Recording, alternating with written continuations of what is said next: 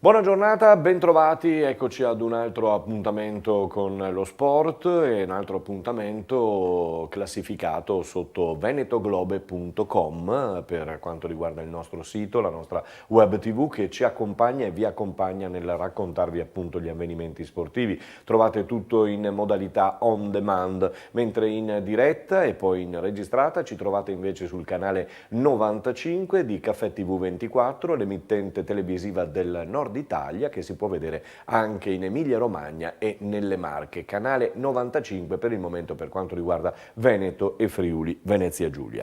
E allora andiamo ad iniziare, questa sera tocca di nuovo alla nazionale italiana di Mancini per quanto riguarda il calcio, dopo il 2-0 contro la Finlandia adesso si appresta ad affrontare il Liechtenstein questa sera alle ore 20:45 circa allo stadio di Parma. Dovrebbe giocare anche Quagliarella che farà da chioccia ai tanti giovani in campo.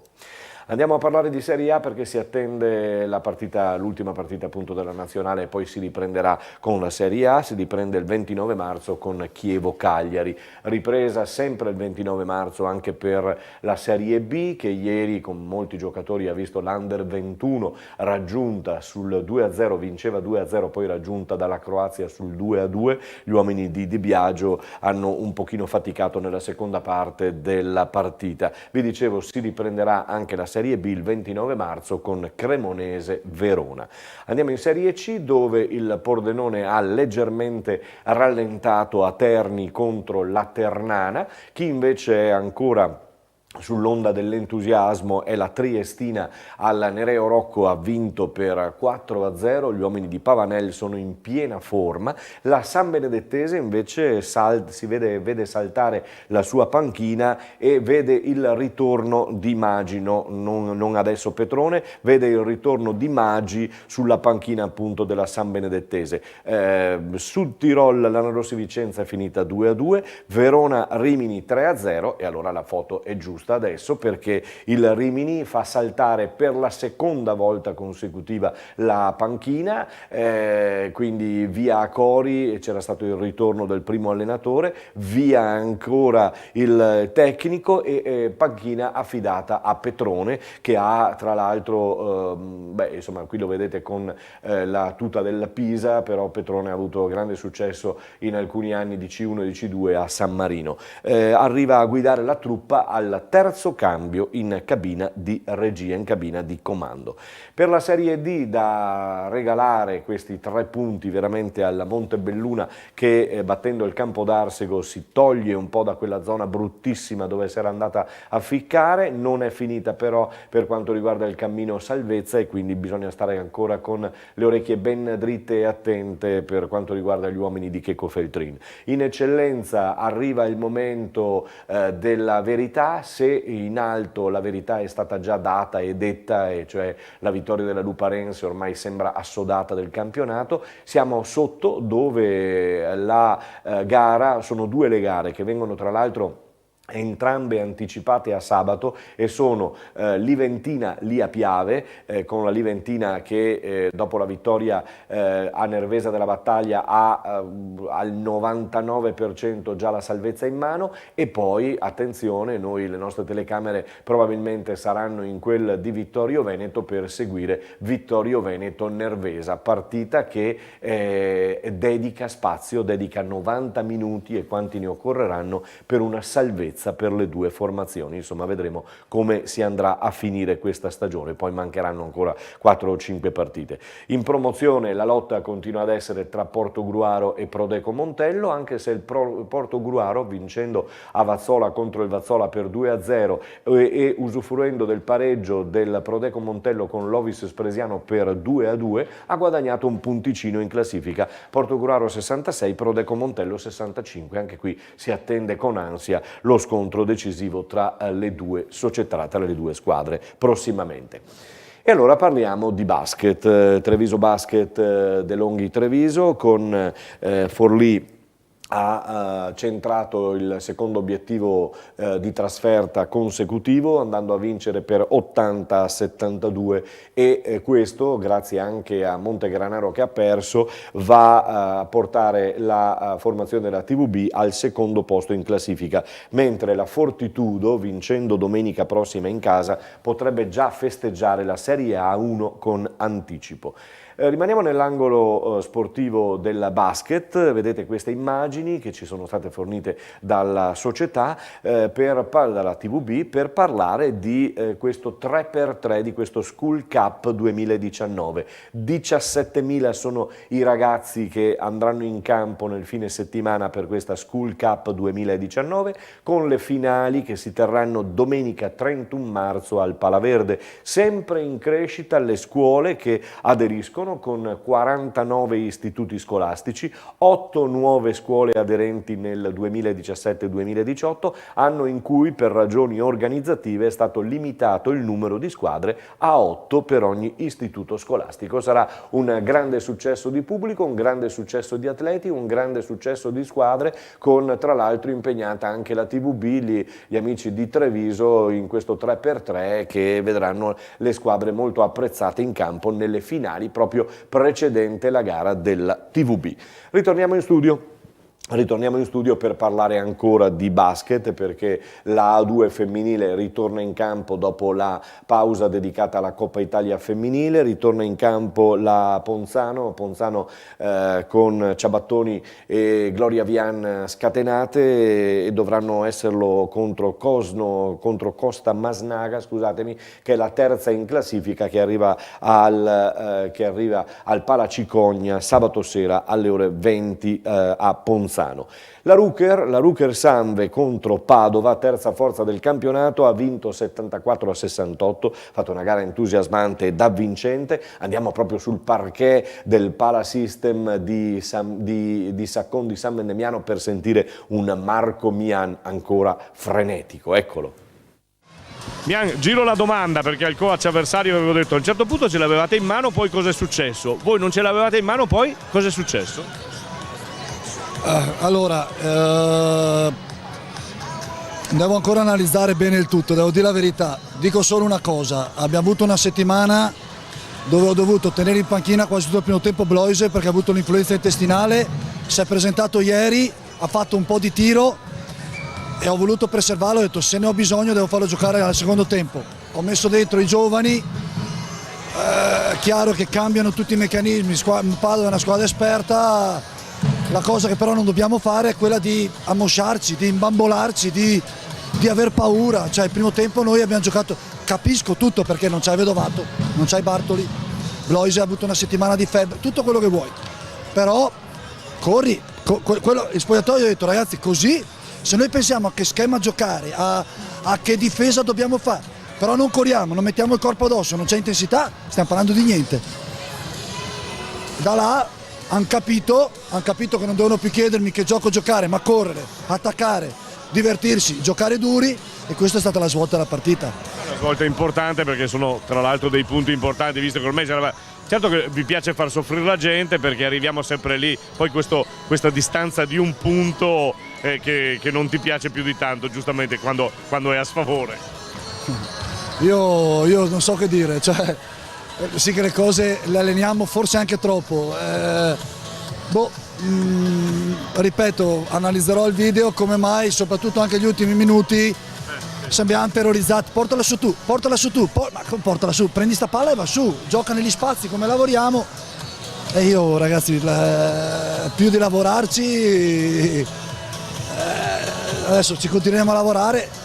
Ripeto, è vero che a noi ci piace un po' complicarci la vita, evidentemente abbiamo questi caratteri qui, questo trend qua. Comunque era importante vincere.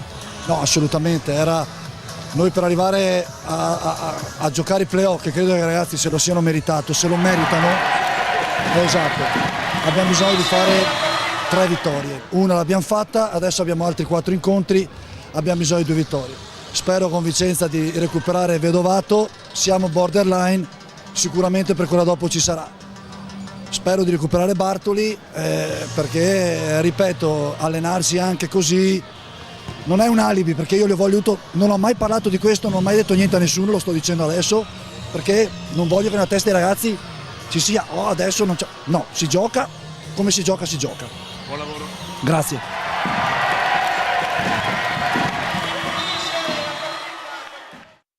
È un Marco Mian certamente teso e certamente poi sul pezzo, insomma, per quanto riguardava questa vittoria ottenuta. Andiamo a parlare di volley adesso, andiamo a Brescia dove l'Imoco di Santarelli ha perso per 3-2 al termine di una gara dove le coneglianesi avrebbero potuto vincere anche per i 3 punti. Si accontentano di uno, invece pensano a Busto Arsizio, che arriverà al Palaverde per chiudere la regular season. Perdono purtroppo anche la palleggiatrice Marta Bechis, che è rimasta infortunata nel primo set alla caviglia. Si attendono gli esami del caso per decidere se ricorrere ad una sostituzione, perché una seconda palleggiatrice ci vuole sicuramente in panchina. Sentiamo intanto Valentina Tirozzi, che tra l'altro compie gli anni, non vogliamo sapere quanti, ma sono pochi, e quindi a lei facciamo tantissimi auguri, in bocca al lupo naturalmente, e allora andiamo a sentire le sue dichiarazioni. Sì, siamo con una delle protagoniste del match, con Valentina Tirozzi, un Imoco Volley Conegliano che aveva da smaltire una trasferta europea importantissima nell'economia di questa vostra stagione. Quest'oggi ve la siete giocata, però contro Brescia c'è sempre qualcosa che non va. Sì, Brescia anche all'andata aveva saputo metterci in difficoltà. Diciamo che noi abbiamo approcciato la gara non proprio al massimo, abbiamo fatto un primo set, una dormita di gruppo pazzesca. Per tanti motivi, insomma, sicuramente non era il modo giusto di approcciare la gara, però è andata così. Ci siamo riprese bene nei 2 set successivi e anche nel quarto, dove poi ai vantaggi Brescia ha vinto. Il tie break è stato di nuovo lo specchio della partita, molto altalenante. Poteva capitare, perché dopo una stancata e un'emozione così, dopo essere anche prima in regular season, è difficile trovare la motivazione e le energie soprattutto, perché poi, con tutto il rispetto per Brescia, che è un'ottima squadra, ha fatto un ottimo campionato. Questo non è una giustificazione, perché comunque non è stata la nostra miglior gara, ma va bene così. Ti chiedo, Valentina, con i tanti impegni, con le fasi decisive non soltanto in Italia ma anche in Champions, come si prepara questo finale di stagione? Come si può anche cercare di massimizzare l'energia a disposizione? Ci si deve allenare sicuramente, ma cercando di fare allenamenti brevi e di qualità, quindi bisogna tenere sempre la concentrazione e l'intensità molto alta, io credo, e poi bisogna gestire molto bene anche i tempi di riposo e di recupero, perché sono fondamentali sia per il fisico che per la mente, per ricaricare le batterie, perché ci aspetta veramente un periodo tostissimo. Valentina, e tu come stai? Ti abbiamo vista quest'oggi tra le protagoniste, anche a livello di fatturato sono arrivati tanti punti. Ma io cerco di dare il mio contributo quando vengo chiamata, nel senso che le partite sono tante, la nostra è una squadra fortissima, Kim e Miriam stanno facendo un'ottima stagione, quindi magari non gioco tutte le partite, anzi non gioco tutte le partite, cerco di fare del mio meglio quando sono chiamata, non è sempre semplice, ma è una sfida per me, perché sono abituata a giocare, lo sapevo fin dall'inizio, nel senso che volevo sfidare me stessa a diventare brava anche in questo caso qui. Ci provo. Complimenti Valentina, in bocca al lupo per il resto della stagione. Grazie, viva il lupo. E dalle parole di Valentina Tirozzi ora... Anche il bacio insomma c'è stato, ma i baci li mandiamo noi a Valentina Tirozzi, che compie gli anni quest'oggi, come dicevo. Ma facciamo un po' il computo totale sul girone e sul campionato, grazie alla Lega. Ecco il servizio.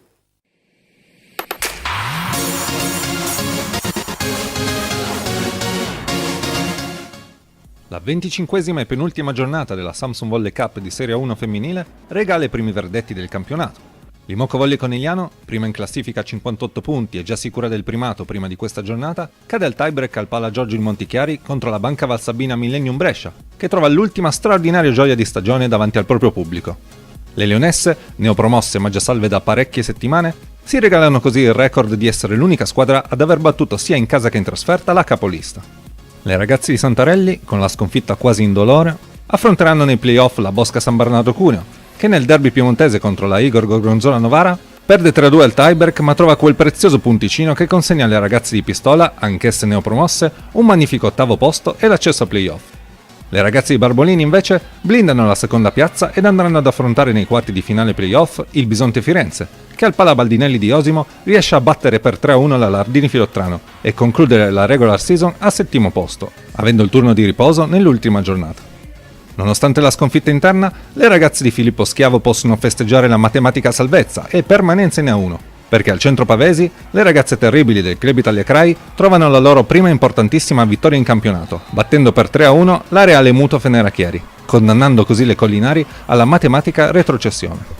Servirà invece l'ultima giornata per decidere gli scontri playoff, con la Savino del Bene Scandicci ancora alla ricerca di un punto per consolidare il terzo posto, ora ferme a 47 punti dopo aver perso 3-0 al Palagnelli, nel quale le ragazze della Zanetti Bergamo trovano la loro più bella vittoria della stagione e salutano il proprio pubblico nel migliori dei modi, seppur con un pizzico di rammarico per non essere riuscite a entrare nelle prime 8. Ancora tutto da decidere invece il quarto e il quinto posto, con le farfalle della Unit Iwork Bustarsizio che vincono lo scontro diretto per 3-1 contro la Epiupomi Casalmaggiore, evitando così il sorpasso delle Casalasche ed agganciando Monza al quarto posto a 45 punti e consegnando al tempo stesso il sesto posto alle ragazze di Gaspari. Sì, assolutamente, sapevamo che dovevamo vincere, veniamo da una settimana difficile perché comunque abbiamo avuto l'andata di finale di Coppa CEV in Romania e siamo state veramente bravissime, davvero, sono molto contenta di come abbiamo giocato perché siamo partite fortissime e nonostante comunque loro siano un'ottima squadra siamo riusciti a portare a casa questi 3 punti che sono fondamentali.